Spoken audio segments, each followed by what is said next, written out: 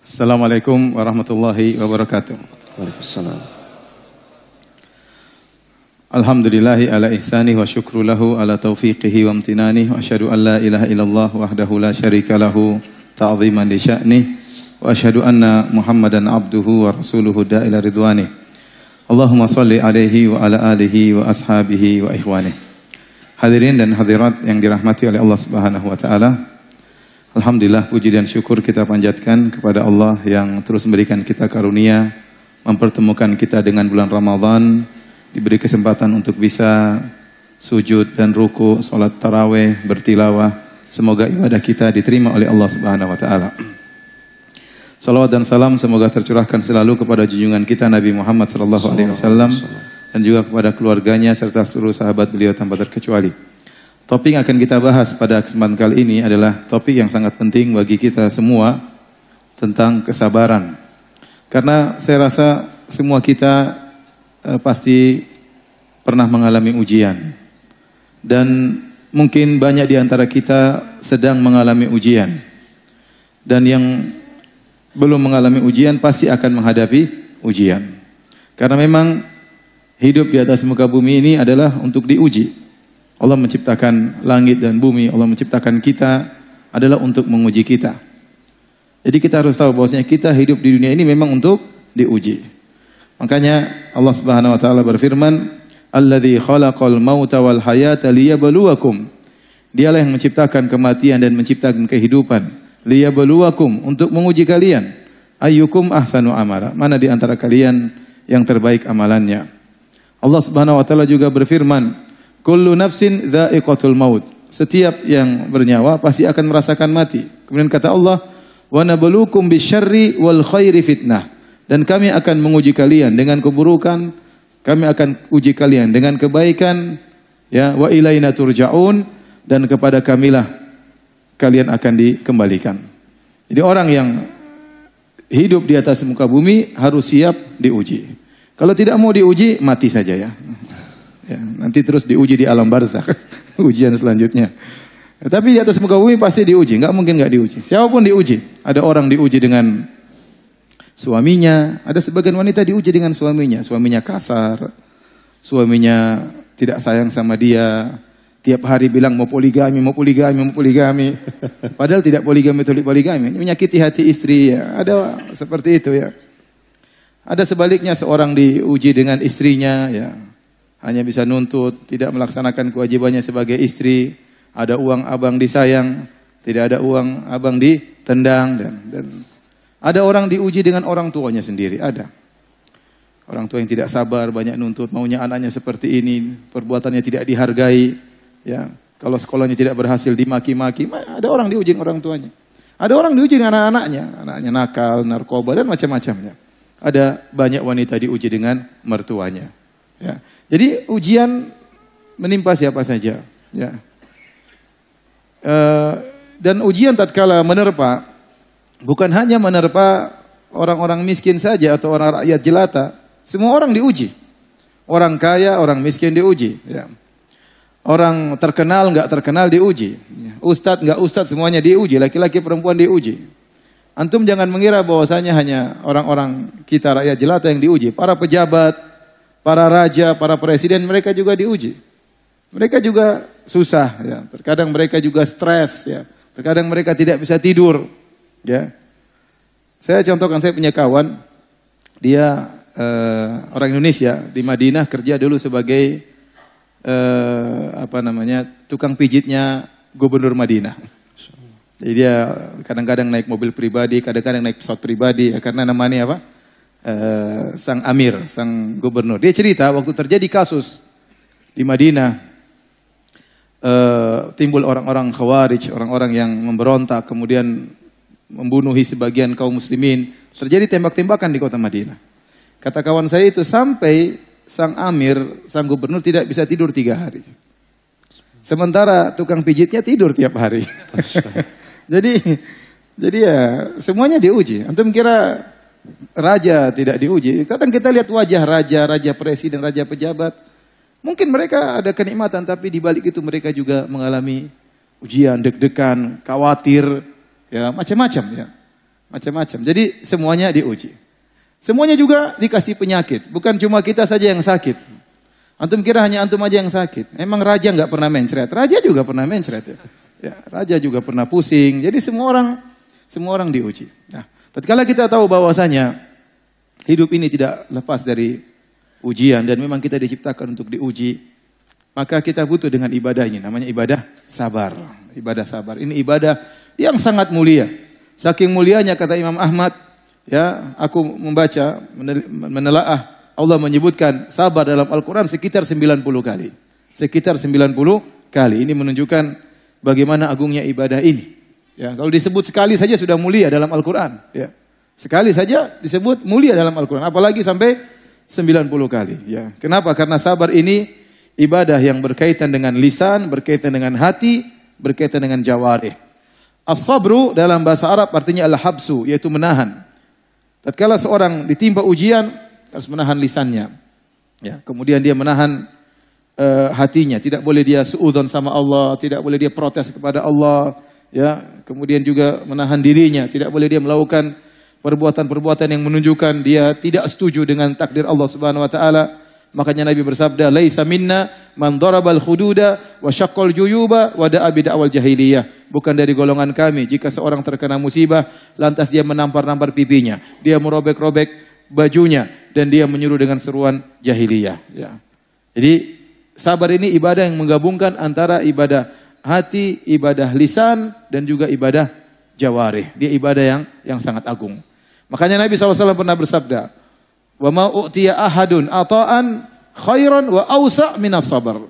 Tidaklah seorang diberikan suatu pemberian anugerah dari Allah yang lebih luas dan lebih baik daripada sabar. Sabar ini anugerah yang luar biasa. Kalau orang sudah memiliki sifat sabar, maka dia orang yang bahagia. Dia orang yang bahagia. Hadirin dan hadirat yang dirahmati oleh Allah Subhanahu wa taala. Allah Subhanahu wa taala menyebutkan sabar dalam Al-Qur'an dalam banyak ayat, tadi saya katakan hampir 90 ayat dengan berbagai macam bentuk penyebutan. Ya, di antaranya Allah Subhanahu wa taala menyatakan sabar itu pahalanya tanpa batas.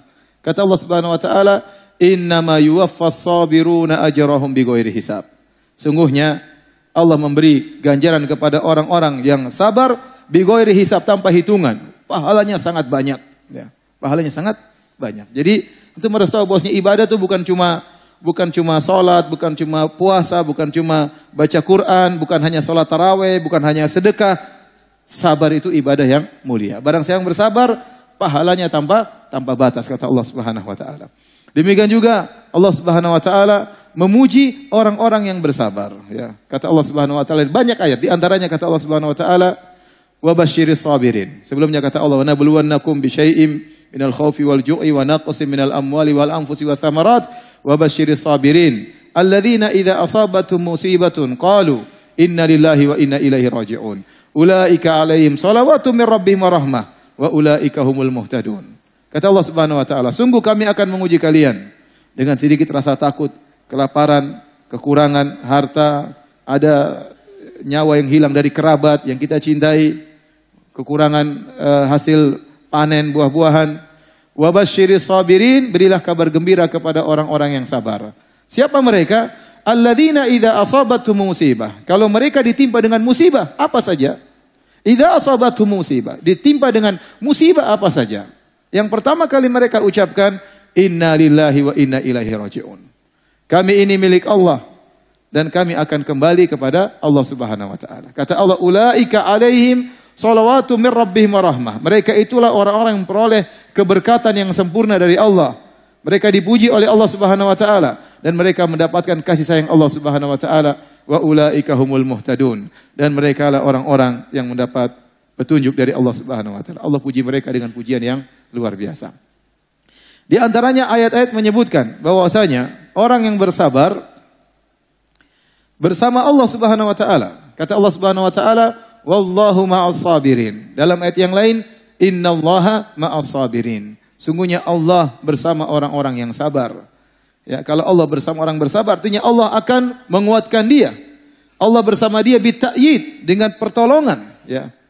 Makanya waktu Nabi Muhammad SAW bersama Abu Bakar As-Siddiq dalam goa di Jabal Thawr, kemudian orang-orang musyrikin mengejar mereka dan sudah tiba di mulut goa, Abu Bakar ketakutan. Abu Bakar berkata, "Ya Rasulullah, lau anna ahadahum absara ila tahti qadamaihi la absarana." Seandainya salah satu dari mereka nengok ke bawah, tentu akan melihat kita dalam goa. Apa kata Nabi sallallahu alaihi wasallam? "Ya Abu Bakrin, ma dhannuka bitsnaini? Allahu salisuhuma." Ya Abu Bakar, ya Abu Bakar, bagaimana menurutmu tentang dua orang? Allah bersamanya. Allah bersama kedua orang ini, Allah yang ketiga. Dalam ayat kata Allah Subhanahu wa taala, "Tsaniyasnaini idh huma fil ghar idh yaqulu li sahibihi la tahzan innallaha ma'ana." Tatkala Muhammad sallallahu alaihi wasallam menasihati sahabatnya Abu Bakar, "La tahzan, jangan kau sedih, jangan kau khawatir. Innallaha ma'ana, Allah bersama kita." Allah bersama kita. Jadi kalau Allah sudah bersama kita dengan kebersamaan yang khusus yang disertai dengan pertolongan, maka jangan khawatir. Jangan khawatir. Makanya waktu Allah Subhanahu wa taala mengutus Musa dan Harun kepada Fir'aun, kata Allah, "Idhaba ila Fir'auna innahu tagha." Wahai Musa dan Harun, pergilah kalian menuju Fir'aun, sungguhnya dia telah melampaui batas. Mereka takut. Qala rabbana innana nakhafu ay yafruta alaina aw ay yatagha. Ya Allah, ya Rabb kami, bagaimana kami pergi kepada Fir'aun? Dia akan melampaui batas kepada kami, akan menzalimi kami. Fir'aun, Musa dan Harun takut. Apa kata Allah? La takhafa, janganlah kalian berdua takut. Innani ma'akuma, sungguhnya aku senantiasa bersama kalian berdua. Asma'u wa ara, aku selalu mendengar kalian dan aku selalu melihat kalian. Aku mengawasi kalian. Jadi, kalau Allah bersama seseorang, maka jangan khawatir, Allah akan menolong dia. Salah satu cara agar Allah bersama kita, sabar. Sabar. Wallahu ma'as sabirin, innallaha ma'as sabirin. Allah bersama orang-orang yang sabar. Anda ingin dekat dengan Allah, ya bersabar. Di antara ayat yang menyebutkan tentang keutamaan sabar, Allah menjelaskan bahwasanya orang yang sabar dicintai oleh Allah Subhanahu wa taala. Kata Allah Subhanahu wa taala, "Wallahu yuhibbus sabirin."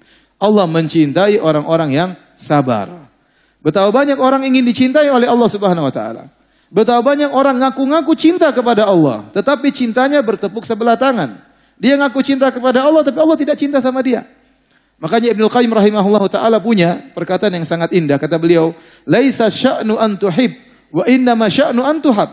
Perkaranya bukan engkau mencintai Allah, tapi perkaranya yang penting, apakah kau dicintai Allah? Apakah kau dicintai oleh Allah? Tidak. Di antara cara agar Allah mencintai kita adalah kita bersabar. Dan kalau Allah sudah mencintai seorang hamba, Allah tidak akan mengazabnya. Allah tidak akan mengazabnya. Maka raihlah kecintaan kepada Allah dengan bersabar karena Allah Subhanahu wa taala.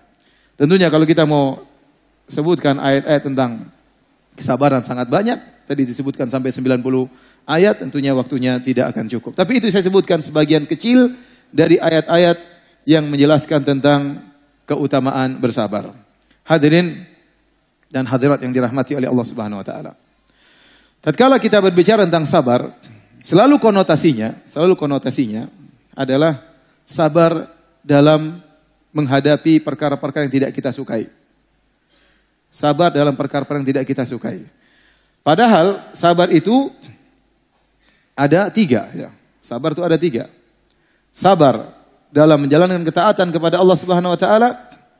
Yang kedua, sabar dalam meninggalkan kemaksiatan. Dan yang ketiga, sabar menghadapi takdir Allah yang terkadang tidak kita sukai. Sabar terhadap musibah. Ternyata sabar itu ada 3. Sabar dalam jalan ketaatan, sabar dalam meninggalkan kemaksiatan, dan sabar dalam menghadapi ujian. Sabar dalam menghadapi ujian. Dari sinilah kita tahu bahwasanya sabar itu sangat mulia, ya.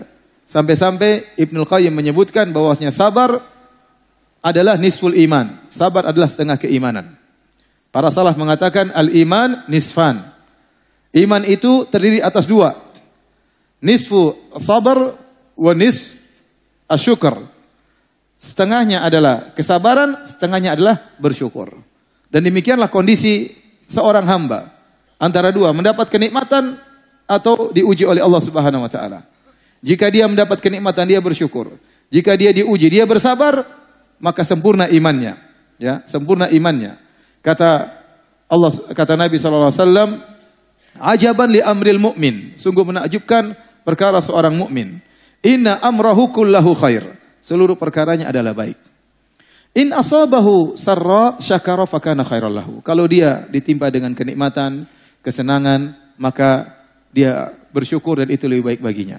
Wa in asabahu dharra sabara fakana khairal lahu. Kalau ditimpa dengan perkara yang dia tidak sukai, penderitaan, kemudaratan, maka dia bersabar dan itu lebih baik baginya. Maka jika seorang bisa mengumpulkan antara syukur dan sabar, dia telah sempurna imannya. Oleh karenanya terkadang Allah menggandengkan keduanya. Kata Allah Subhanahu wa taala, "Inna fi dzalika laayatin likulli sabarin syakur."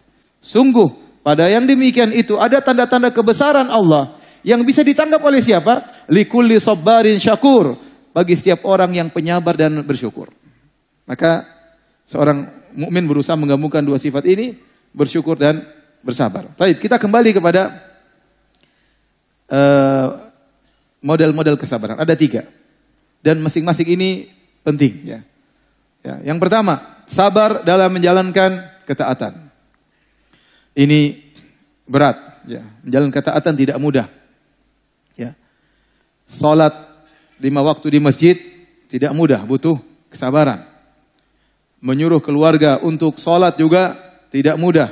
Makanya Allah mengatakan, wa'mur ahlaka bis salati wastabir 'alaiha. Perintahkanlah keluargamu untuk salat, anakmu, istrimu suruh salat. Wastabir 'alaiha, dan sabarlah. Sabar dalam menyuruh mereka salat, sabar dalam salat, butuh kesabaran. Sampai-sampai Allah menyebutkan di antara sebab masuk surga adalah sabar dalam menjalankan ketaatan. Allah sebutkan dalam 2 ayat, di antaranya dalam surat Ar-Ra'd dan dalam surat Al-Furqan. Dalam surat Al-Furqan kata Allah, "Ulaika yujzaunal ghurfata bima sabaru." Mereka itulah orang-orang yang mendapatkan ganjaran al-ghurfa. Al-ghurfa itu tingkatan tinggi di surga. Kenapa? Bima sabaru, karena kesabaran mereka. Demikian juga dalam surat Ar-Ra'd kata Allah Subhanahu wa taala, "Wal malaikatu yadkhuluna 'alaihim min kulli bab." Malaikat masuk ke pintu-pintu surga lalu mengucapkan keselamatan kepada para penghuni surga. Apa kata para malaikat? "Salamun 'alaikum bima sabartum." Keselamatan bagi kalian masuk surga karena kesabaran kalian. Kesabaran yang dimaksud apa? Kesabaran menjalankan ibadah. Di antaranya kesabaran karena menjalankan ibadah. Contohnya dalam surat Ar-Ra'd, Allah sebutkan ciri-ciri penghuni surga. Yang ini semua butuh kesabaran. Kata Allah Subhanahu wa taala, "Walladzina yufuna bi ahdillahi wa la yanquduna al-mitsaq." Ciri-ciri penghuni surga yang pertama, orang-orang yang menunaikan janji mereka kepada Allah dan mereka tidak membatalkan janji mereka. Kalau ada orang sudah bernazar, sudah berjanji, sudah bersumpah, harus dia jaga, dan ini butuh kesabaran. Ya, kata Allah Subhanahu wa taala, "Wahfadzu aimanakum." Jagalah sumpah-sumpah kalian. Dia sudah berjanji sama Allah, maka dia kerjakan.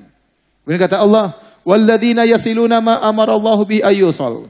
Dan orang-orang yang menyambung silaturahmi, yang Allah perintahkan dia untuk menyambung silaturahmi dan tidak mudah menyambung silaturahmi, butuh kesabaran. Di antara silaturahmi teragung berbakti kepada orang tua, dan berbakti kepada orang tua juga butuh kesabaran. Makanya Nabi mengatakan, berbakti kepada orang tua dengan jihad. Fa fihi ma fajahid. Tatkala ada seorang minta izin untuk berjihad, Nabi bertanya, "Ahayyun walidak?" Apakah kedua orang tuamu masih hidup? Kata dia, "Masih ya Rasulullah." Kata Rasulullah sallam, "Fa fihi ma fajahid." Berjihadlah dalam berbakti kepada kedua orang tua. Karena berbakti kepada kedua orang tua butuh kesabaran. Sabar untuk menengok mereka, sabar untuk ngobrol dengan mereka. Apalagi sekarang kita sok sibuk ya. Sok sibuk sehingga terkadang lupa telepon orang tua, lupa mengunjungi orang tua, tidak sabar untuk ngobrol sama orang tua. Kalau telepon sama orang tua cepat-cepatan, butuh kesabaran. Ada rezeki berikan kepada orang tua, ini semua butuh kesabaran. Menyambung silaturahmi, berinteraksi dengan kakak, dengan adik, dengan sepupu, dengan tante, ini juga butuh kesabaran. Betapa sering terjadi cekcok antara kakak dan adik, cekcok antara sepupu, antara tante dengan om, ini butuh kesabaran. Sebagian orang mengeluh kepada saya, dia bilang, "Ustaz, saya ini ya kalau kasih uang sama adik-adik saya dibilang sombong." Dibilang sombong. Kalau enggak kasih uang dibilang pelit. Subhanallah. Ya. Jadi sabar ya. Silaturahmi butuh apa? Kesabaran. Ya. Walladzina sabaru btigha'a wajhi rabbihim wa aqamus salata wa anfaqu mimma razaqnahum sirra wa alaniyah wa yadra'una bil hasanati sayyi'ah. Ini ciri-ciri penghuni surga. Orang-orang yang bersabar karena mengharap wajah Allah Subhanahu wa taala. Orang-orang yang mendirikan salat, yang berinfak, sedekah butuh kesabaran. Betapa banyak godaan ingin beli ini, ingin beli anu, butuh kesabaran. Ya. Kemudian Membalas keburukan dengan kebaikan, kata Allah, juga sangat butuh kesabaran. Ini semua butuh kesabaran. Ini dalam surat Ar-Ra'd. Di akhir ayat kata Allah, malaikat berkata, salamun alaikum bima sabartum. Selamat masuk surga atas kesabaran kalian. Waktu Allah Subhanahu wa taala sebutkan tentang ciri-ciri ibadur rahman dalam surat Al-Furqan, yang tadi diakhiri dengan ulaika yujzaunal ghurfata bima sabaru. Mereka itulah orang-orang yang diberi ganjaran ghurfah, surga yang tinggi karena kesabaran mereka. Kita lihat apa ciri-ciri mereka?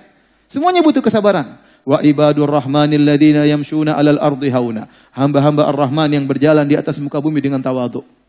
Tidak sombong, tidak angkuh.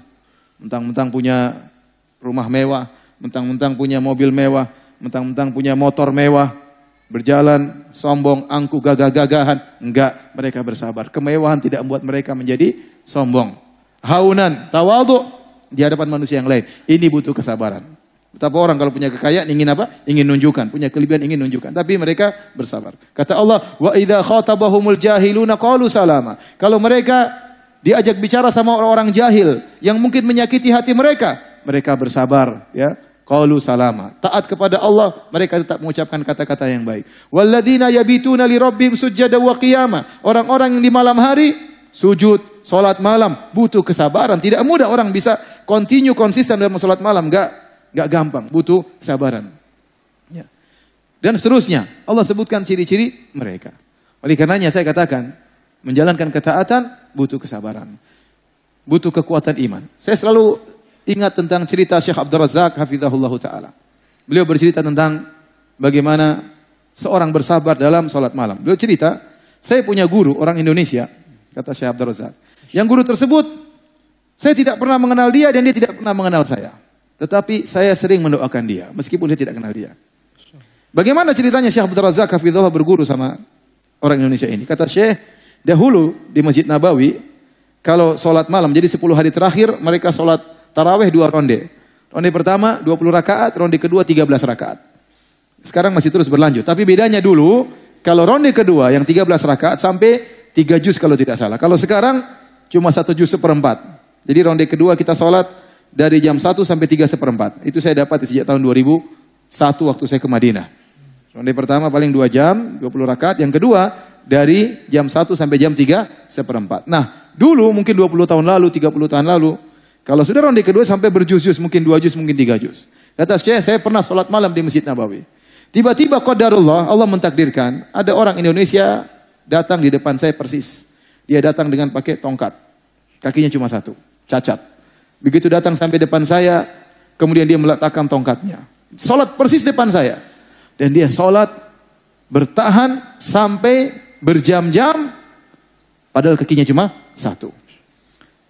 Sejak saat itu saya ngerti, bahwasanya kekuatan itu bukan kekuatan jasad, tetapi kekuatan iman. Ini orang kalau secara fisik tidak kuat, tapi imannya membuat dia bisa sabar, taat kepada Allah, mungkin 2 jam, mungkin 3 jam, sholat dengan kaki 1. Ya.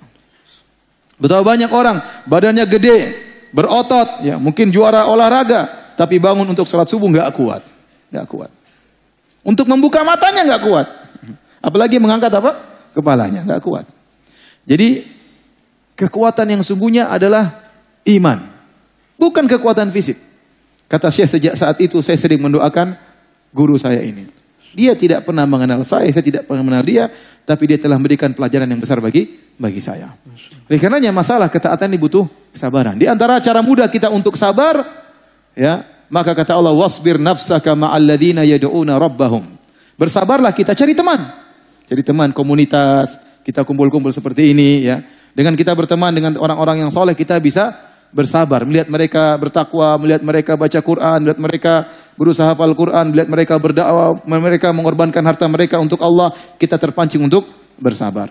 Kalau orang-orang pelaku maksiat, orang-orang kafir bersabar dalam kemaksiatan mereka, kenapa kita tidak bersabar? Allah sebutkan bagaimana orang-orang musyrikin mereka bersabar.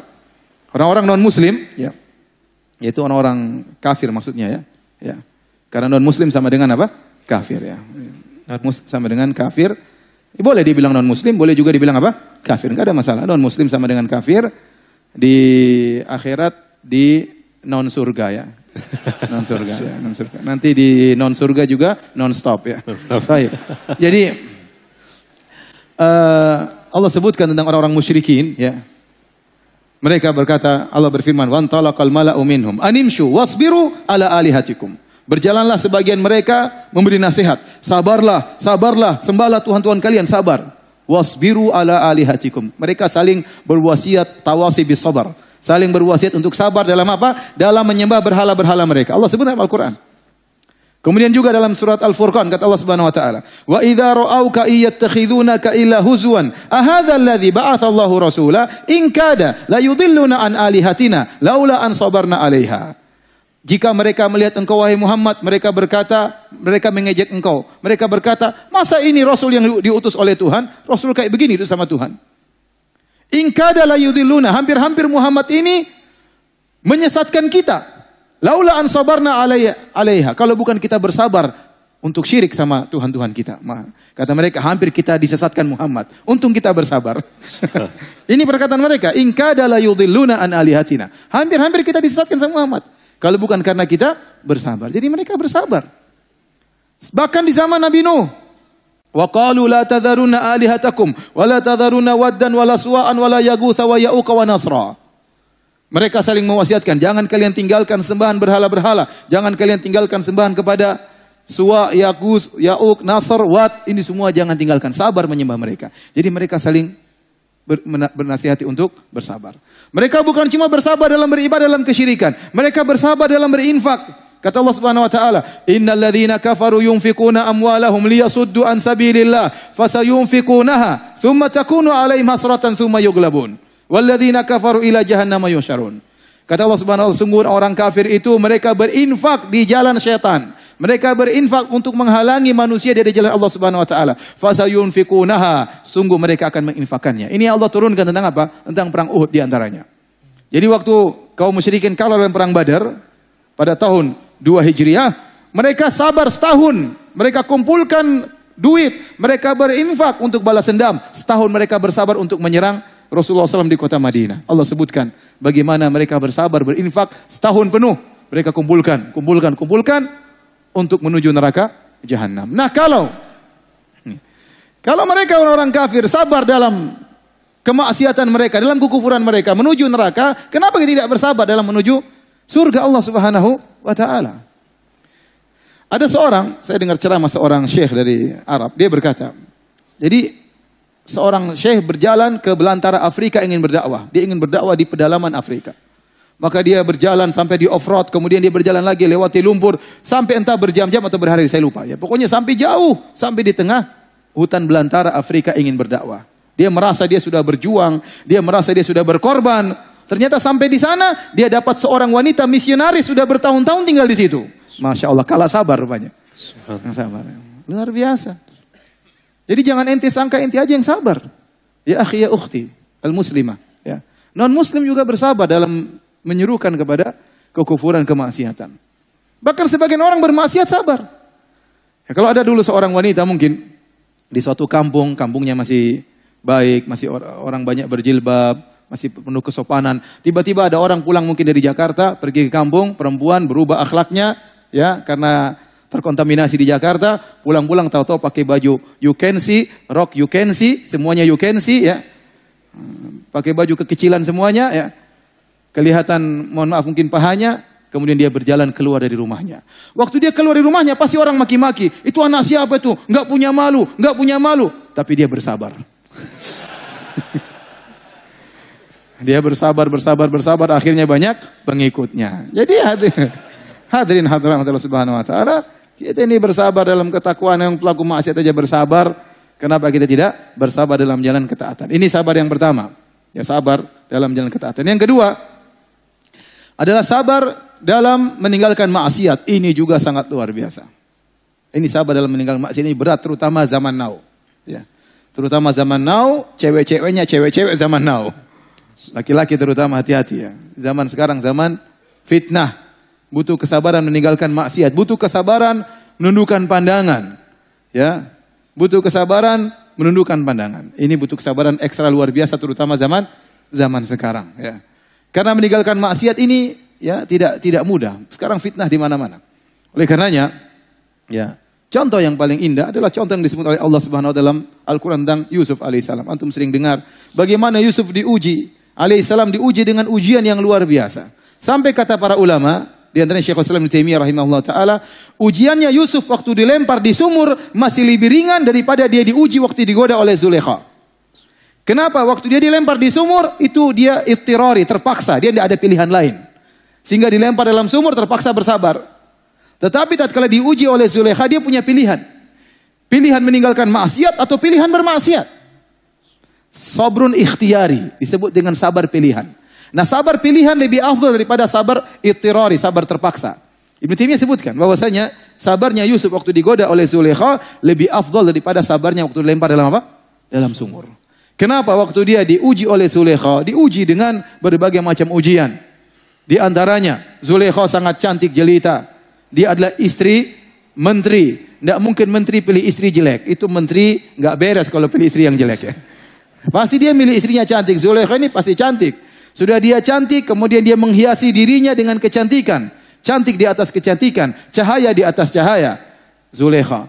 Kemudian tidak ada yang lihat. Wa ghallaqatil abwab. Semua pintu-pintu sudah dia kunci. Yang pegang kuncinya Zulaikha. Coba. Nggak ada yang lihat, santai aja. Mau maksiat nggak ada yang lihat. Kemudian apa lagi? Dia yang merayu, Zulaikha yang merayu. Ya akhi, betapa banyak laki-laki dia malu goda perempuan, dia enggak pede. Tapi waktu perempuan yang mulai, goyang dia. Imannya goyang, jenggotnya goyang.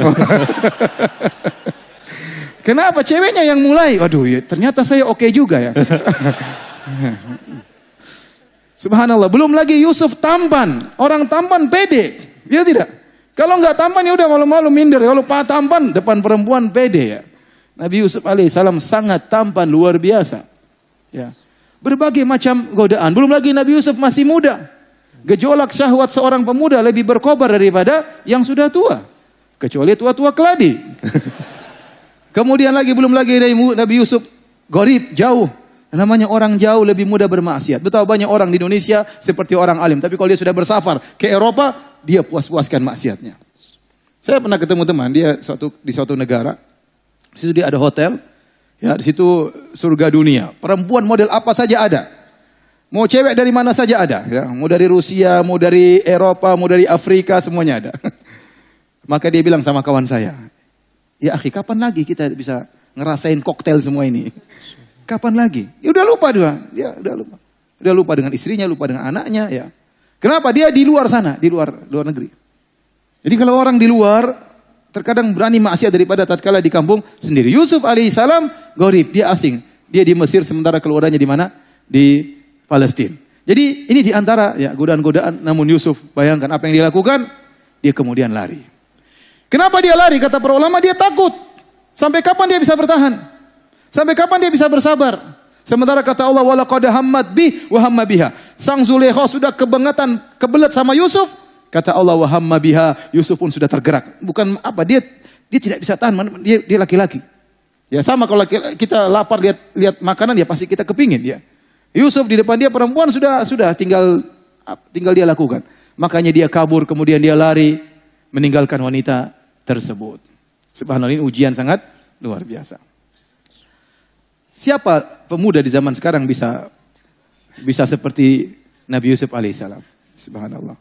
Jangankan digoda sama perempuan cantik, sama perempuan pas-pasan aja KO dia. Apalagi kata orang, ya rumput tetangga lebih hijau, benar. Istri kita cantik ya, kita lihat perempuan mungkin kurang cantik, tapi setan menghiasi seakan-akan perempuan yang kurang cantik itu lebih cantik daripada istri kita. Padahal istri kita lebih cantik. Sehingga kita lihat lebih cantik perempuan daripada istri kita. Apalagi kalau ternyata lebih cantik dari istri kita. Lebih bahaya lagi. Jadi luar biasa ya. Tapi ada cerita. Ini cerita di kejadian di Universitas Islam Madinah. Saya diceritain sama kawan saya. Saya tidak menghadiri kejadian tersebut. Tapi saya diceritain oleh kawan saya orang Libya. Jadi kita di Madinah. Orang-orang tinggal sekamar. Satu kamar 3 orang. Ada 4 orang. Dan biasanya dicampur. Nggak boleh Indonesia semuanya. Enggak. Kalau Indonesia semuanya nanti bahasa Arab tidak berkembang. Ngomongnya Indonesia terus ya. Jadi dicampur. Saya dulu tetangga saya satu kamar itu dikasih petak-petak. Tetangga saya orang Afrika sama orang Bangladesh ya. Terkadang ganti tetangga orang Sudan dan macam-macam. Nah, ada suatu ruangan di situ kamar. Kebetulan di situ ada Afrika, satu kamar dengan orang Rusia. Dan kita belajar di sana 9 bulan. 9 bulan nanti baru libur 3 bulan. Saya waktu sudah berkeluarga. Jadi saya pergi di Madinah, kemudian saya belajar 9 bulan. Sedih luar biasa meninggalkan istri 9 bulannya. Antum tidak merasakan.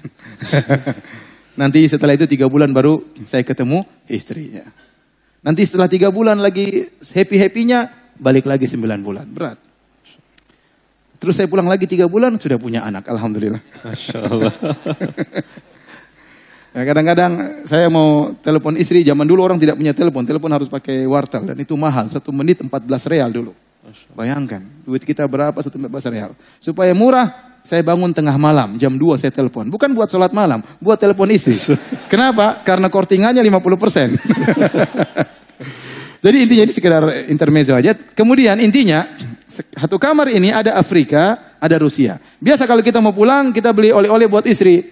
Saya biasa belikan abaya, belikan cadar, beli macam-macam buat istri 3 bulan libur. Nah, orang Rusia ini sekamar dengan orang Afrika. Orang Rusia ini, dia ingin pulang, maka dia beli oleh-oleh buat istrinya. Belilah dia cadar dan baju abaya. Rupanya dia pakai di kamar. Dia tes. Rusia, mungkin jenggot panjang segala ya tes. Pakai tes, dia pakai cadar. Dia lagi pakai baju cadar, pakai tahu-tahu temannya Afrika datang.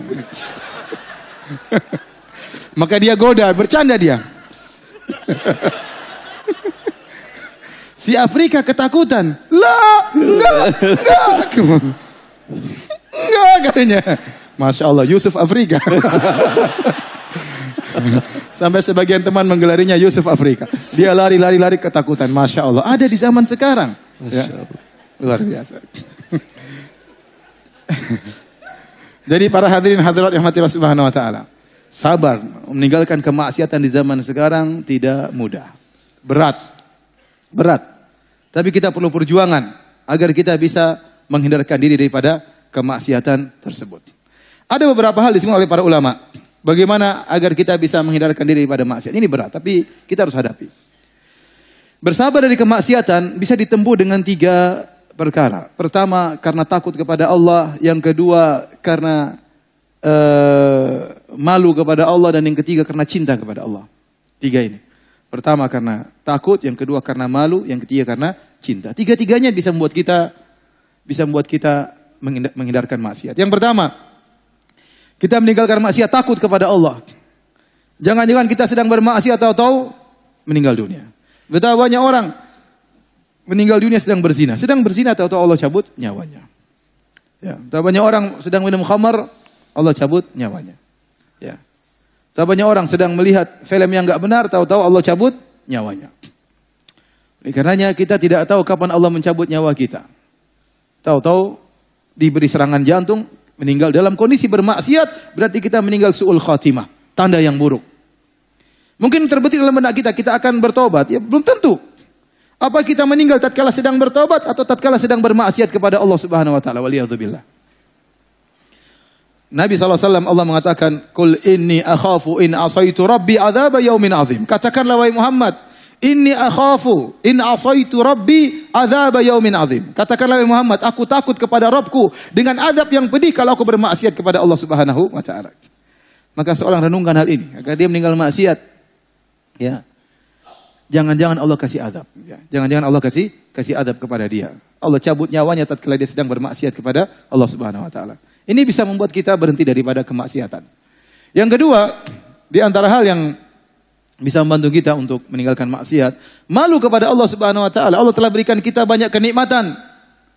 Tapi kita gunakan nikmat tersebut untuk membangkang perintah Allah Subhanahu wa taala. Makanya Nabi Yusuf alaihissalam waktu dia digoda oleh Zulaikha, dia berkata, ya, "Innahu rabbi ahsana maswaya." Bagaimana saya mau menuruti engkau wahai Zulaikha? Rabbi ahsana maswaya. Kata sebagian ahli tafsir mengatakan, Nabi Yusuf berkata, "Suamimu, tuanku, baik sama saya. Bagaimana saya mengkhianati istrinya?" Atau maksud Nabi Yusuf, Allah baik sama saya, betapa banyak kenikmatan. Bagaimana saya membangkang Allah dengan berzina dengan engkau? Bukankah Allah berikan kita banyak kenikmatan?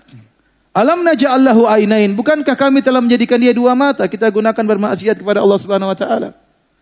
Wa lisana wa syafatain, kami berikan dia lisan, bibir, kemudian dia gunakan untuk berghibah, namimah dan yang lainnya. Ini nikmat yang Allah berikan. Ya.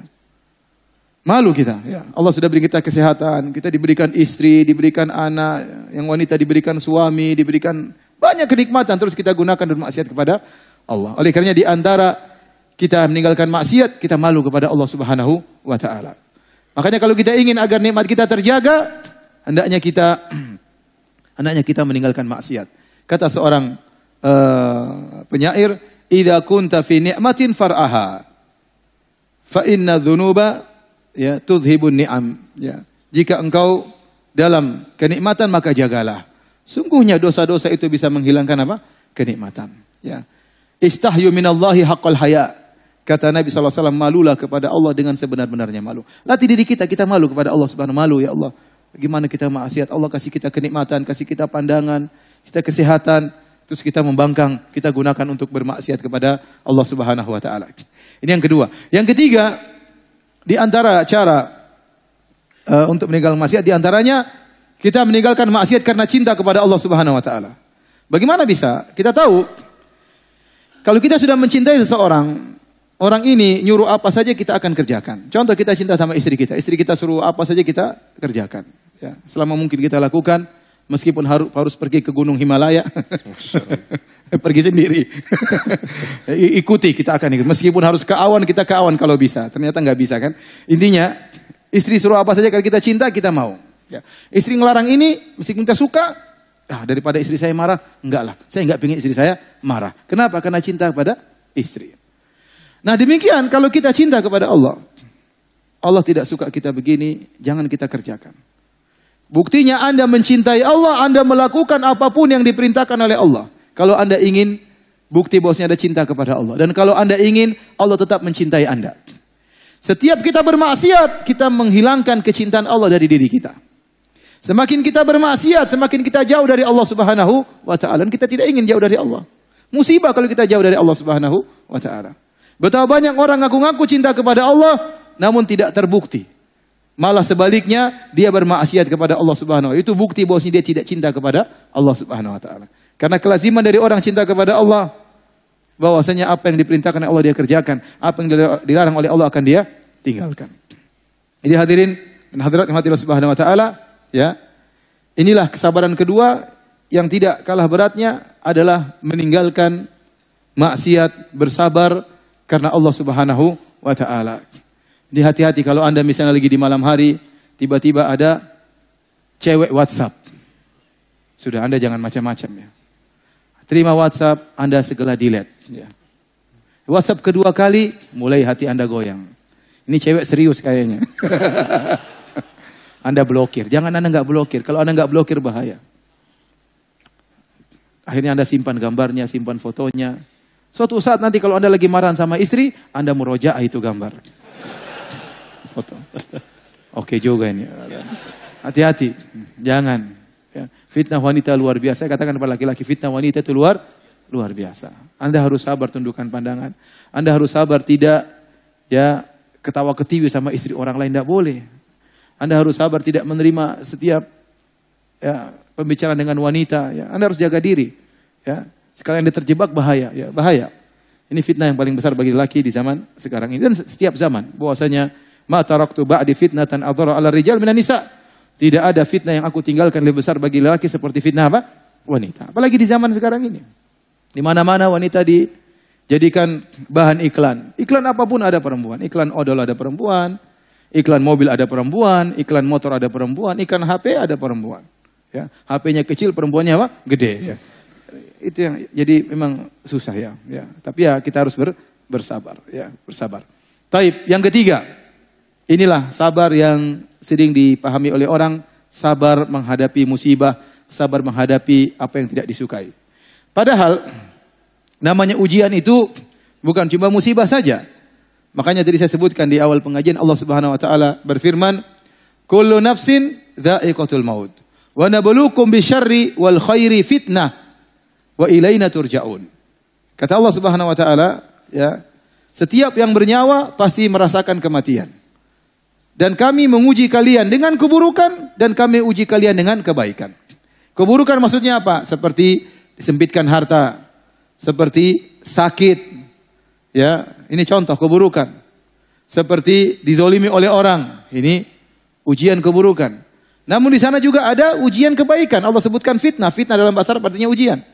Ujian kebaikan, contoh diberi harta yang banyak. Contoh diberikan kesehatan, tubuh yang bugar. Contoh diberikan jabatan. Ini semua adalah ujian. Ya. Sebagaimana kita bersabar menghadapi ujian yang ini, kita juga harus bersyukur menghadapi ujian kenikmatan. Ya. Jadi dua-duanya merupakan ujian. Ujian kesabaran, ujian kesusahan dan ujian kesenangan. Ya. Tapi tentunya memang kalau kita disuruh milih, kita lebih milih diuji dengan apa? Kekayaan atau dengan kemiskinan? Disuruh milih apa? Uji dengan kekayaan atau kemiskinan? Kekayaan, ya. Itu sudah otomatis ya. Senang jadi miskin bersabar atau kaya bersyukur? Kaya bersyukur ya. Itu sih maunya kita, tapi pinginnya kaya seperti Nabi Sulaiman ya. Kaya nanti mati masuk surga. Nabi Sulaiman enak, kaya raya, raja, istri banyak, mati masuk apa? Surga. Namun sering tidak demikian ya. Tidak sesuai dengan keinginan kita. Tapi intinya dia sedang berbicara tentang sabar tatkala terkena musibah yang tidak kita sukai. Ingatlah para hadirin hadirat yang dirahmati oleh Allah Subhanahu wa taala, bahwasanya seorang semakin beriman, semakin tinggi ujiannya. Ibarat pohon semakin tinggi, semakin diterpa oleh angin. Oleh karenanya orang yang paling berat ujiannya adalah orang-orang yang semakin beriman. Kata Nabi SAW, Asyadun nasi bala'an al-anbiya. Orang yang paling berat ujiannya adalah para nabi. Thumma salihun, kemudian orang-orang saleh. Thumma al-amsal fal-amsal, kemudian selanjutnya dan selanjutnya. Yubtala rajulu ala qadri imanihi. Seorang diuji berdasarkan tingkatan imannya. In kana fi imanihi salabatun zida fi balaihi. Kalau ternyata imannya kokoh waktu diuji, Allah tambah lagi ujiannya. Wa in kana fi imanihi riqatun khufifa anhu. Tatkala diuji imannya lemah, Allah turunkan level ujiannya. Idza ahabballahu qauman ibtalahum. Kata Nabi, jika Allah mencintai sebuah kaum, Allah akan uji mereka. Ya. Jadi iman sesuai dengan ujian sesuai dengan kadar keimanan. Makanya kalau antum tanya siapa orang paling diuji, Nabi Muhammad SAW. Ujiannya luar biasa. Saya ceritakan sebagian ujian Nabi SAW. Biar antum tahu bahwasanya masuk surga tidak semudah yang dibayangkan. Perlu perjuangan. Nabi SAW lahir dalam kondisi yatim. Sudah enggak punya bapak. Kemudian dia dipelihara di Taif bersama ibu susuannya. Kemudian diambil lagi oleh ibunya. Pisah dari ibunya. Kemudian baru tinggal sama ibunya. Ya. Sampai dia berumur 6 tahun. Waktu dia umur 6 tahun. Ya lagi sayang-sayangnya kepada ibunya. Dia baru bertemu dengan ibunya 2 tahun. Karena dia tinggal di Taif sampai 4 tahun. Rasulullah SAW 2 tahun mau diambil sama ibunya. Halimah Sa'diyah melarang, jangan. Karena waktu Nabi bersama dia banyak keberkahan. Akhirnya ditahan sampai 4 tahun. Setelah 4 tahun baru diambil oleh ibunya. Kemudian ditinggal bersama ibunya. Lagi dia sayang-sayang sama ibunya. Suatu hari ibunya pergi ke kota Madinah. Mengunjungi kerabatnya. Kemudian pulang menuju kota Mekah. Di tengah perjalanan suatu tempat namanya Abwa. Ibunya meninggal di situ. Sakit kemudian meninggal dunia. Bayangkan si kecil Muhammad SAW. Melihat ibunya sakit sampai meninggal. Ini ujian luar biasa. Dan dia dalam kondisi sendiri. Ibunya tidak meninggal di Madinah tempat kerabatnya. Atau tidak meninggal di Mekah tempat om-omnya. Seandainya meninggal di Mekah tentu omnya akan datang. Om-omnya akan datang memeluk dia. Seandainya meninggal di Madinah mungkin kerabatnya akan datang. Lagi safar di tengah perjalanan meninggal dunia. Abwa. Umur 6 tahun lihat ibunya sakit sampai meninggal. Tidak ada keluarga sama sekali. Bayangkan. Bagaimana beratnya ujian Rasulullah SAW. Kemudian Rasulullah SAW tinggal bersama kakeknya. Sampai 8 tahun. Kemudian tinggal bersama pamannya Abu Talib. Abu Talib seorang yang miskin. Sehingga Nabi SAW di antara kegiatannya menggembalakan kambing, membantu pamannya. Masih kecil Nabi kerja, menggembalakan kambing. Kambing milik orang, dapat kororit. Sedikit upah untuk dia bantu pamannya. Kemudian akhirnya Rasulullah SAW pada usia 25 tahun menikah dengan seorang wanita Khadijah radhiyallahu ta'ala anha. Kemudian Nabi tinggal bersama Khadijah selama 25 tahun. Betapa cintanya Nabi kepada Khadijah. Sampai Nabi berkata, Inni qad ruziktu hubbaha. Aku telah dianugerahi oleh Allah mencintai Khadijah. Kenapa Nabi begitu cinta sama Khadijah? Karena Khadijah wanita sangat salehah. istri sangat soleha. 25 tahun tidak pernah angkat suara di hadapan Nabi SAW. Apakah ada istri yang seperti zaman now? Ya. Tidak pernah angkat suaranya. Ya. Kalau ada saya kasih HP. Ada yang istrinya nggak pernah angkat suaranya?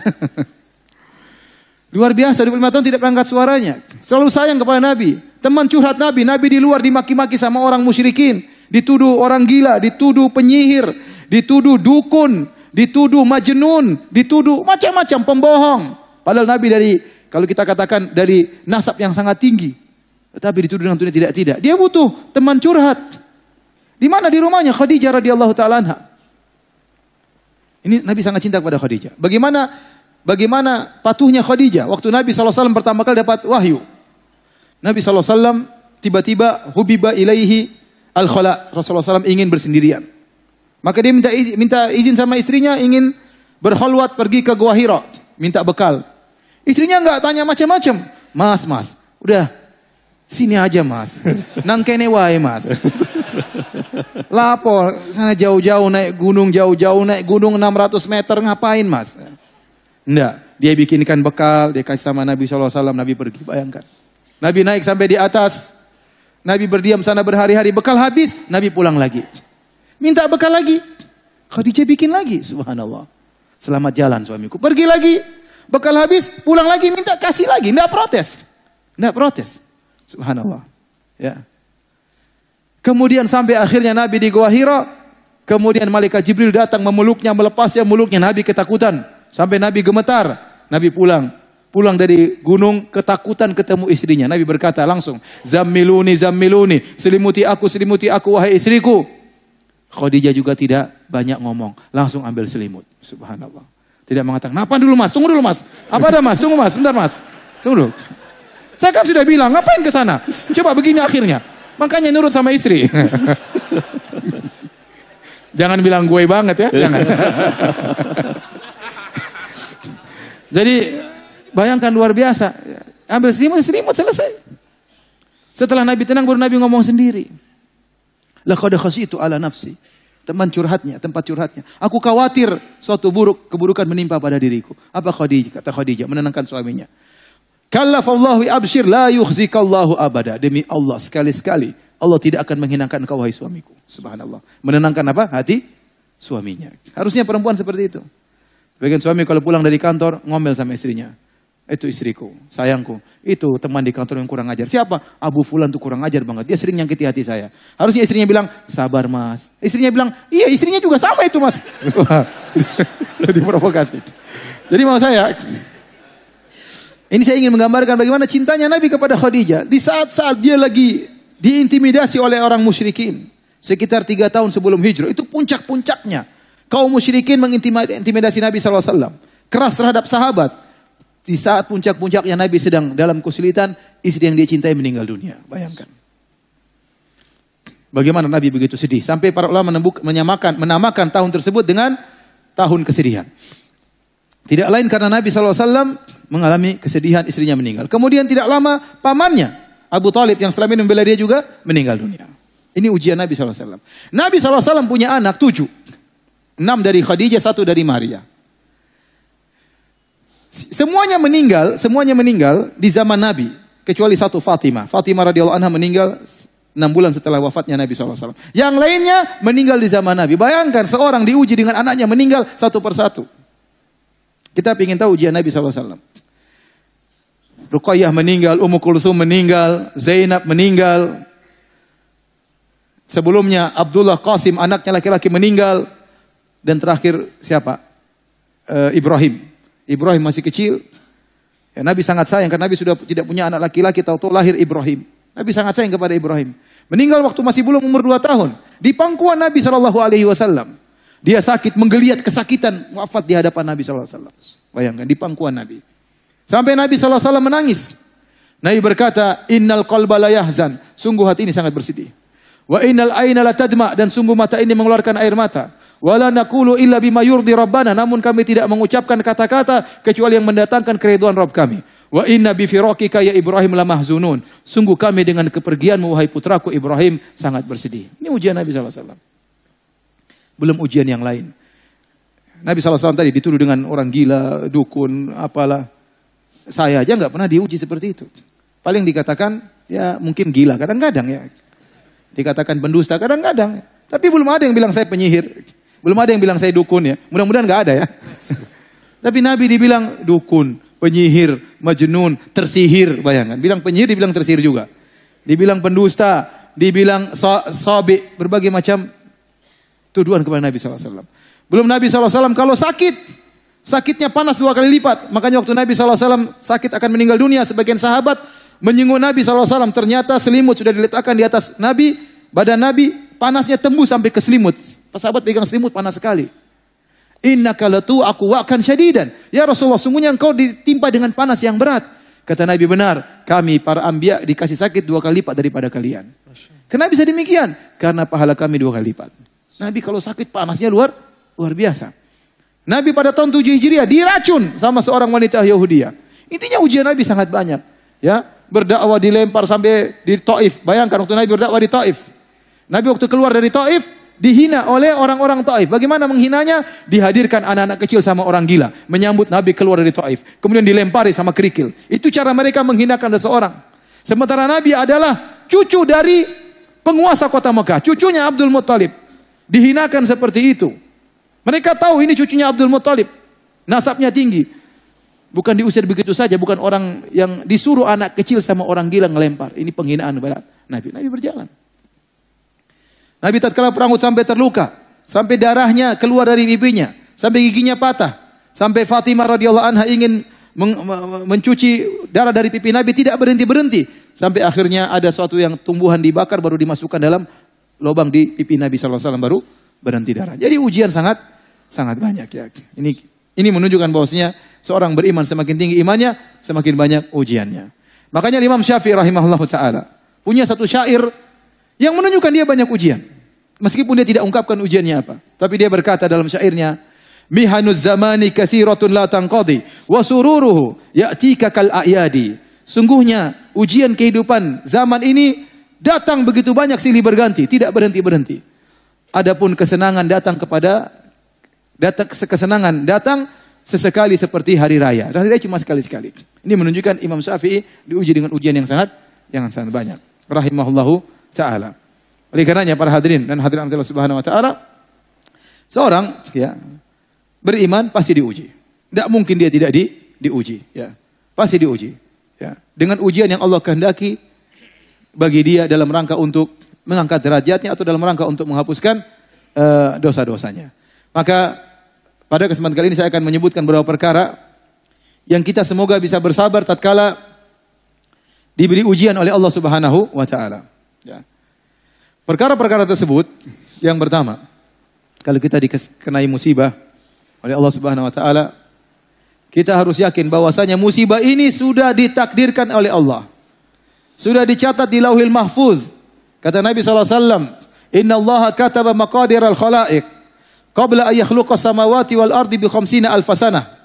Sungguhnya Allah telah mencatat takdir seluruh makhluk 50.000 tahun sebelum Allah ciptakan langit dan bumi. Tidak mungkin kita terhindar dari musibah tersebut. Kata Nabi SAW, wa ma asabaka lam yakun liyukhti'ak. Kalau ada sesuatu yang menimpamu tidak mungkin meleset darimu, tidak mungkin kau bisa menghindar. Wa ma akhta'aka lam yakun liyusibak. Kalau ada yang tidak mengenaimu tidak akan mengenaimu. Ya, jadi kalau sudah ditakdirkan oleh Allah musibah ini pasti terjadi, nggak mungkin kita menghindar, nggak mungkin kita menghindar.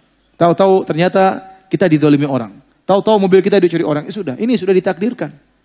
50.000 tahun bukan sebelum kita diciptakan, sebelum Allah menciptakan langit dan bumi sudah ditakdirkan si fulan pada hari ini mobilnya dicuri. Kalau antum pulang ke rumah, tahu-tahu istri antum ngomel-ngomel, antum bilang sudah ditakdirkan. 50.000 tahun sebelum Allah menciptakan langit dan bumi, memang ditakdirkan kau ngomel sama saya. Sudah ditakdirkan, sudah ente tenang. Enggak terlalu marah-marah, udah ditakdirkan, sabar. Enggak mungkin kita menghindar dari takdir tersebut. Namun jangan disalahpahami. Bukan berarti kalau kita bersabar kita pasrah, ini salah paham. Kita terkena musibah, kita berusaha menghadapi musibah tersebut. Contoh, kalau kita sakit bukan berarti pasrah, berobat. Tadawu ibadallah, berobatlah kalian. Makanya sabar itu bukan sama dengan pasrah, bukan. Sabar itu nerima takdir Allah, tidak protes, namun berusaha cari solusi, itu sabar. Makanya Allah mengatakan kepada Nabi Muhammad SAW, wasbir kama sabara ulul azmi minar rusul. Bersabarlah engkau wahai Muhammad sebagaimana para rasul ulul azmi. Nah, azm dalam bahasa Arab itu tekad, tekad. Nah, para rasul disifati oleh Allah dengan dua, sabar dan ulul azm. Sabar dan pemilik tekad yang kuat. Kata para ulama itu dalil bahwasanya sabar itu bukan menghilangkan tekad. Orang bersabar terkena musibah, dia berusaha cari solusi. Kalau dia dapati istrinya akhlaknya buruk, bukan kemudian dia pasrah. Dia berusaha dakwah istrinya, dia ajak ke pengajian, dia nasihati. Tapi kalau istrinya ngomel, dia sabar. Sabar. Sudah tercatat 50.000 tahun sebelum Allah ciptakan langit dan apa? Bumi. Sama kalau suaminya ya jahat atau sering menyakiti, sudah ditakdirkan, mau diapain? Tapi bukan berarti kita pasrah. Kita pasrah terhadap takdir Allah, tapi kita berusaha mencari solusi. Ini yang pertama. Kalau kita beriman dengan takdir, perkara lebih ringan. Orang mencaci maki kita, orang menghina kita, orang tuduh kita dengan tuduhan yang tidak-tidak, mau diapain? Sudah ditakdirkan. Tidak bisa kita menghindar. Ma asabaka lam yakun liyukhti'ak. Apa yang menimpamu tidak bisa kau hindari, kata Nabi sallallahu alaihi wasallam. Baik, ini yang pertama. Mudahkan kita untuk bersabar. Yang kedua para hadirin, agar kita mudah bersabar. Yakinlah bahwasanya segala musibah yang menimpa kita, kalau kita bersabar menghadapinya, kita akan mendapatkan dua kemuliaan. Pertama, dosa-dosa kita dikurangi. Yang kedua, derajat kita ditinggikan. Tidaklah musibah menimpa kita ini kecuali akibat ulah perbuatan kita. Kata Allah Subhanahu wa taala, "Wa ma asabakum min musibatin fabima kasabat aydikum." Tidak ada musibah yang menimpa kalian, musibah apapun kecuali akibat ulah perbuatan kalian. Sampai ulama mengatakan semuanya. Ente gelisah, ente sedih, Anda ketakutan. Apa saja musibah, sampai musibah-musibah kecil yang menurut kita ringan itu musibah. Itu semua karena dosa-dosa. Makanya Nabi SAW bersabda, "Ma yusibul mu'min min wasabin wala nasabin wala hammin wala hazanin wala ghammin wala adhan wala syauka yushakuha illa kafarallahu bihi khatayahu." Kata Nabi SAW, tidaklah sesuatu pun menimpa seorang mukmin. Apakah dia sakit? Sakit ini akibat dosa-dosa kita. Makanya Nabi SAW pernah bersabda, "La tasubul humma," jangan kalian mencaci maki demam. "Fa innaha tudhibul khataya kama yudhibu al-kir khabathal hadid." Karena sungguhnya demam itu bisa menghilangkan, menggugurkan dosa-dosa sebagaimana alat pandai besi menghilangkan karat dari besi. Jadi sakit itu kalau kita sabar mengurangi dosa-dosa kita. Sabar yang penting. Kata Nabi, tidaklah menimpa seorang mukmin kecuali akan menghapuskan dosa-dosanya, baik sakit atau letih, bahkan letih. Wala hazanin, kesedihan tentang masa lalu. Teringat terus enggak hilang-hilang, sedih terus kesedihan hati, ini menghilangkan dosa-dosa. Wala hammin, kekhawatiran tentang masa depan, nanti bagaimana, kekhawatiran tentang ekonomi, tentang kesehatan, tentang rumah tangga, kekhawatiran. Ini juga kalau kita menghadapi dengan sabar, menghilangkan dosa-dosa. Ya, kemudian apa? Wala ghammin, kegelisahan. Subhanallah, kata sebagian ulama, terkadang Anda bersyukur, tiba-tiba Anda gelisah. Ada apa gelisah? Tidak tenang. Itu cara Allah membersihkan dosa-dosa dari Anda. Anda tidak dimiskinkan oleh Allah, tidak dimiskinkan, Anda tidak dijadikan anak Anda meninggal dunia, cuma dikasih kegelisahan. Itu sebenarnya menghilangkan apa? Dosa-dosa. Kemudian wala adzan, tidak ada gangguan dari orang lain. Mungkin orang maki-maki, orang mencaci maki, orang menghina, orang mengambil harta kita, merebut harta kita, ya. Wala syauka, bahkan duri yang mengenainya kecuali akan menghapuskan dosa-dosanya. Ini dalil bahwasanya segala musibah yang menimpa kita akan menghapus dosa-dosa kita. Dengan syarat ikhwan, kita bersabar. Karena kata para ulama, musibah yang menimpa kita ini tidak serta-merta akan mengangkat derajat kita, menghapuskan dosa-dosa kita. Tidak serta-merta. Akan bisa menghapuskan dosa dan mengangkat derajat kalau kita bersabar. Kalau kita bersabar. Ya. Suatu hari Nabi SAW melihat seorang wanita, seorang ibu anaknya meninggal dunia. Maka ibu ini pergi ke kuburan menangis-nangis.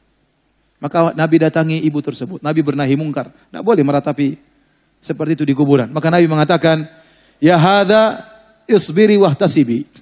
Wahai fulana, bersabarlah dan haraplah pahala dari Allah Subhanahu wa taala. Wanita ini tidak lihat Nabi, maka dia marah. Dia mengatakan, "Ilaika anni, pergi engkau. Innaka lam tusab bi musibati." Kau tidak pernah mengalami apa yang aku alami. Padahal Nabi anaknya semua meninggal, bukan cuma dia. Nabi ulangi lagi. Nabi tidak emosi. Emang kamu aja yang anakmu meninggal? Saya juga anak saya meninggal. 5-5-nya 6-nya semua meninggal. Enggak, Nabi diam aja. Nabi mengatakan, Ya hadza isbiri wahtasibi. Wahai fulana, bersabarlah, haraplah pahala dari Allah. Dia mengulangi lagi, ilaika anni, pergi engkau. Waktu dia lihat ternyata Rasulullah sallallahu alaihi wasallam. Maka dia minta uzur, maaf ya Rasulullah, saya tidak ada. Kata Rasulullah SAW, innama sabru inda sadamatil ula. Kesabaran yang sungguhnya tatkala pertama kali terkena musibah. Itu bukti seorang beriman kepada Allah. Makanya kalau kita pertama kali terkena musibah langsung bilang apa? Inna lillahi wa inna ilaihi raji'un. Allah ma'jurni fi musibati hadha. Wa khlufni khairan minha. Ya Allah, berilah aku pahala dalam musibahku ini. Gantilah aku yang lebih baik. Begitu kita kena musibah apa saja, langsung ucapan pertama, Inna lillahi wa inna ilaihi raji'un. Kita ini milik Allah. Jangan, kalau kita saja milik Allah, apalagi harta kita, apalagi mobil kita, apalagi rumah kita, apalagi anak kita, apalagi istri kita. Kita saja milik Allah. Semuanya milik Allah dan dia akan kembali kepada Allah. Kalau Allah mau ngambil titipannya, terserah Allah Subhanahu wa taala. Ya. Oleh karenanya, ya, kalau kita pertama kali terkena musibah, jangan lupa langsung bilang apa? Inna lillahi wa inna ilaihi raji'un. Ya Allah, berilah aku ganjaran dengan musibahku ini. Ini yang pertama, segala musibah menghilangkan dosa-dosa. Yang kedua, yang berikutnya, musibah itu mengangkat derajat. Kata Ibnul Qayyim rahimahullahu ta'ala. Bisa jadi, Allah ingin memasukkan, Allah cinta kepada hambanya ini. Allah ingin masukkan dia ke dalam surga yang tinggi, tetapi amalan dia tidak cukup untuk mendongkraknya. Tidak cukup untuk menaikkannya ke surga yang tinggi tersebut. Amalan tidak cukup. Salat malamnya tidak cukup. Sedekahnya tidak cukup. Baktinya sama orang tidak cukup. Allah ingin dia di surga yang lebih tinggi. Bagaimana cara Allah agar dia bisa masuk surga yang lebih tinggi? Allah kasih musibah. Supaya kualitas imannya lebih tinggi, supaya pahalanya lebih banyak. Maka tatkala dikasih musibah, maka dia bisa naik ke surga yang lebih tinggi. Maka seorang husnudzon tatkala dikasih musibah. Ya, kalau tidak mengangkat derajat, bisa menghilangkan apa? Dosa-dosa. Taib. Di antara hal yang bisa, ya, membuat kita ringan menghadapi musibah. Caranya lihatlah kepada yang lebih susah daripada kita. Kata Nabi SAW, La tanzuru ila man fawqakum. Jangan lihat kepada yang lebih atas daripada kalian. Walakin unzur ila man asfala minkum. Wahuwa ajdaru, walakin unzuru ila man asfala minkum. Wahuwa ajdaru alla tasdaru ni'matallahi alaikum. Lihatlah yang lebih susah daripada kita. Niscaya kalian tidak akan meremehkan karunia Allah Subhanahu wa taala. Bagaimanapun musibah kita pasti ada yang lebih susah. Ya, lihat orang-orang yang setengah mati, yang tidak punya kendaraan.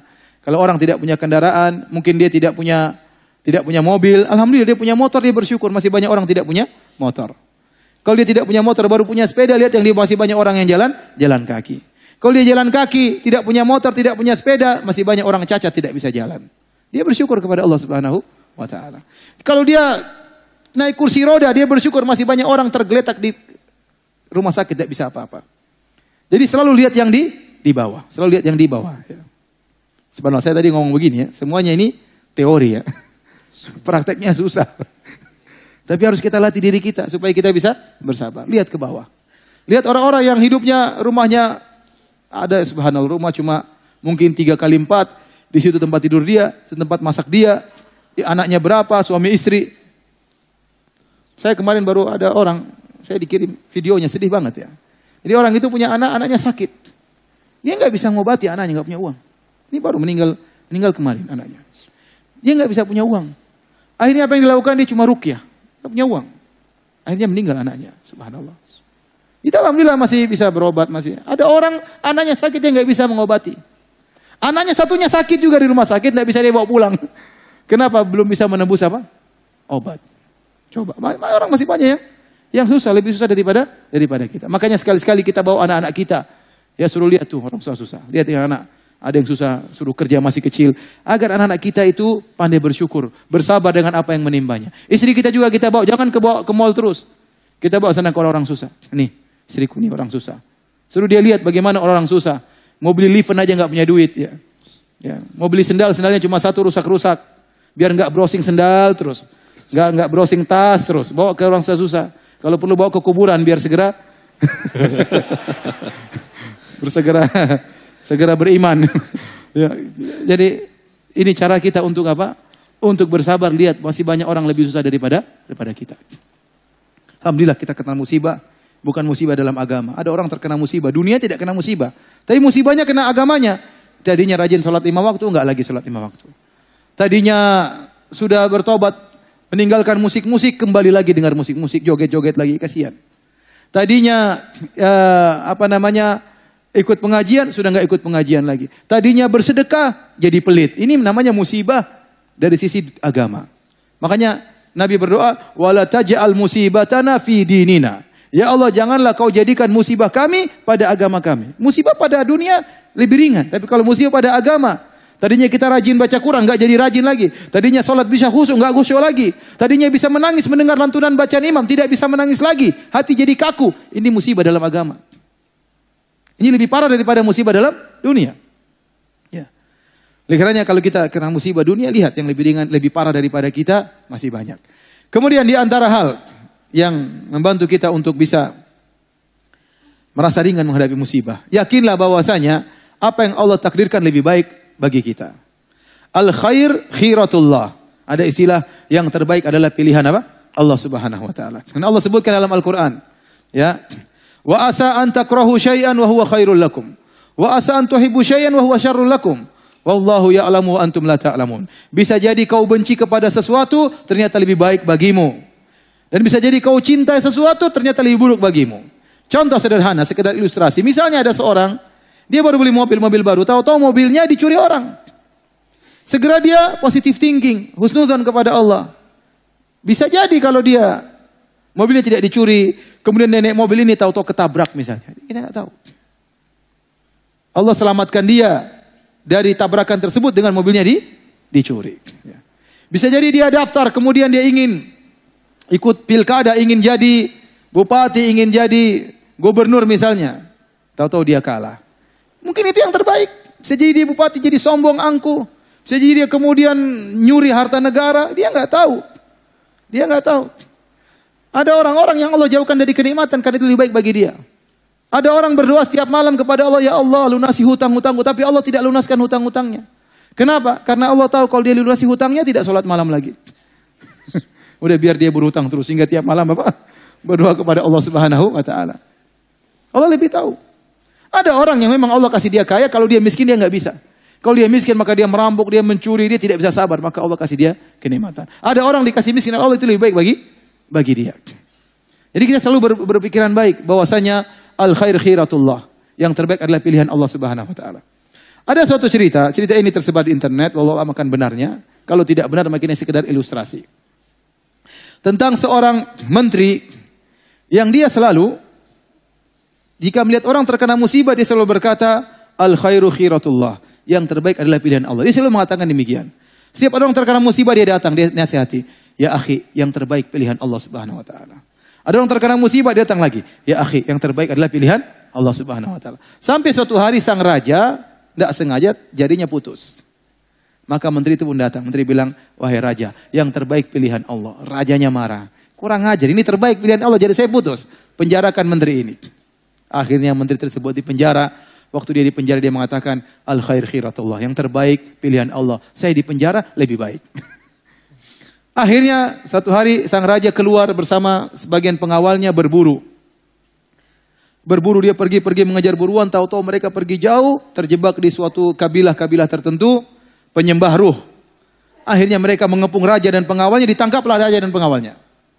Waktu ditangkap mereka dibunuh. Mau diserahkan kepada ruh yang mereka sembah. Atau jin yang mereka sembah. Maka dibakar satu-satu.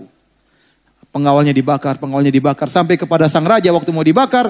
Dilihat ternyata jarinya hilang satu. Ini cacat. Tidak pantas disembahkan kepada ruh kita. Udah kamu pulang aja. Disuruh pulang. Kenapa? Cacat. Subhanallah. Baru dia ingat perkataan menteri tadi. Iya benar ya. Yang terbaik pilihan Allah. Kalau jari saya tidak putus, mungkin saya sudah apa? Dibakar. Akhirnya dia segera pulang. Dia ketemu sang menteri. Dia berterima kasih. Kata dia, menteri benar perkataanmu. Kalau bukan karena jari ini putus, mungkin saya sudah dibakar. Tapi ngomong-ngomong, kamu waktu di penjara, kamu bilang yang terbaik pilihan Allah. Apa yang baik bagimu? Wahai raja, kalau saya tidak di penjara, saya ikut sama kamu, saya dibakar juga. Kalau alam benar atau tidak, ini sekedar ilustrasi. Maksud saya, seorang hendaknya husnuzon, apapun yang menimpa dia, berprasangka baik, ya bahwasanya pilihan Allah adalah yang terbaik. Benar, kita tidak tahu hal yang gaib. Yang tahu adalah Allah Subhanahu wa ta'ala. Yang tahu adalah Allah Subhanahu wa ta'ala. Saya dulu pernah punya kejadian, saya ingin beli rumah. Bukan beli rumah, mau dibelikan orang. Saya ingin dibelikan rumah oleh saudara, kerabat. Waktu harganya sekitar 47 juta kalau nggak salah. Rumah mungkin 150 meter ya bagus lah ya. Bagi orang yang tidak punya rumah sangat bagus. Saya tidak punya apa-apa waktu itu ya. Akhirnya saya tawar, orangnya mau jual. Saya bahagia sekali. Wah, alhamdulillah nih dapat rumah, nggak keluar uang 1 rupiah pun bisa saya tempati. Tahu-tahu ada ikhwan ya yang nyelonong masuk, tawar lebih tinggi. Entah dia tawar 50 juta, pokoknya lebih mahal. Itu sekitar tahun 2000-an ya. Namanya penjual, dikasih pilihan 45 sama 50, dia pilih mana? Ya 50 lah. Akhirnya saya sampaikan sama ikhwan tersebut, saya kan sudah tawar di luar. Ikhwan tersebut alasan, enggak ini saya darurat karena untuk kakak saya macam-macam. Akhirnya enggak jadi apa? Beli rumah di situ. Akhirnya istri saya nangis waktu itu. Aduh ini nangis, saya bilang sabar. Sayang sabar, ini rumah kecil enggak cocok buat kita. Allah mau ganti yang lebih besar, alhamdulillah. Sekarang lebih besar, alhamdulillah. Demikian saja para hadirin hadirat Allah Subhanahu wa taala. Semoga Allah menjadikan kita hamba-hambanya yang bersabar ya menghadapi segala ujian. Kita jangan minta kepada Allah ujian, jangan. Kata Nabi SAW, la tatamannau liqa'al adu, fa idza laqitumuhum fasbiru. Jangan pernah berharap bertemu dengan musuh. Tapi kalau sudah bertemu bersabarlah. Jangan kita minta kepada Allah, ya Allah miskinkan saya, jangan ya. Ya Allah, ya hilangkanlah mobil saya, jangan. Kita jangan minta diuji. Ya, kita minta al-afiyah. Ya Allah berilah keselamatan bagiku. Tetapi kalau ternyata kita diuji harus apa? Harus bersabar. Demikian. Wallahu ta'ala alam bisawab.